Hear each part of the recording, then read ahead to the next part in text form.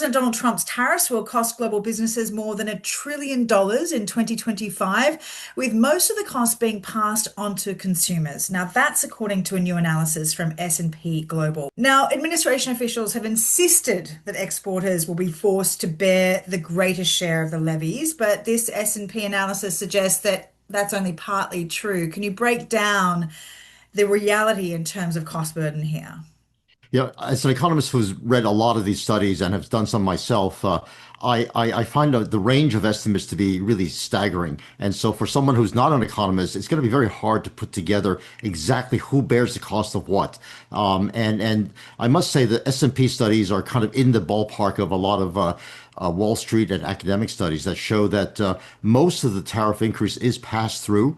The question is timing. And unfortunately, I think when you look at other studies, especially the ones that are done at the Federal Reserve, both at the Board of Governors, at the Federal Reserve Bank of St. Louis, and the Federal Reserve Bank of Atlanta, and many other places, the more thorough studies that they do, and the differentiation is that Federal Reserve studies tend to use much more disaggregated data. They do a much broader, deeper dive into the subject matter than people in the private sector have the resources to do.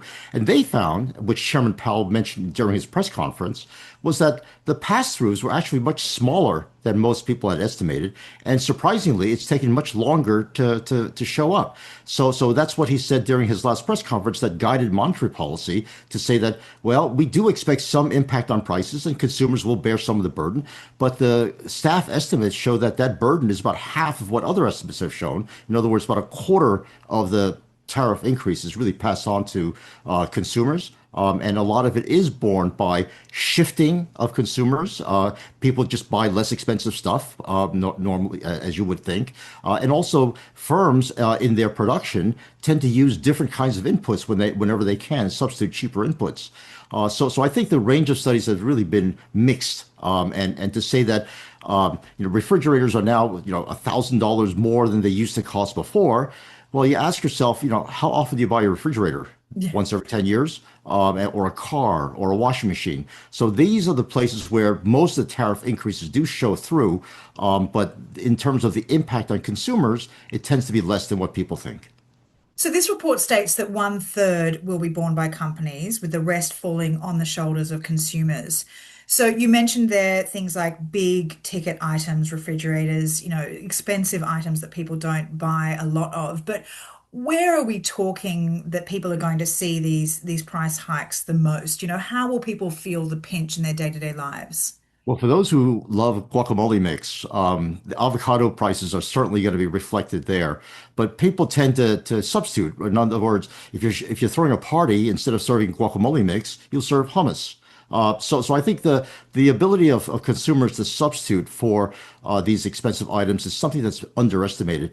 And what we've noticed that in this last round of tariffs, especially with the China tariffs being so high, well over 100% initially, and now down to somewhere in the order of about 30 or 40%, the Chinese imports tend to be much smaller share of total imports than before. And again, because people have substituted out different sources of these materials that they normally consume. So all in all, the tariff impact on the average consumer day to day, it tends to be much less than before, and similarly for businesses, which is what the Federal Reserve is basing its monetary policy on.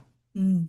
And the size of the tariff hit and the burden of the costs are critical both for the White House, looking to sell the duties as essential to restoring a fair trade balance. How will the reality of these travel tariffs impact Trump's policy on trade and the restoration of US manufacturing? Oh, that's a great question. In fact, the tariffs are just one part of the package that he passed in that one beautiful bill.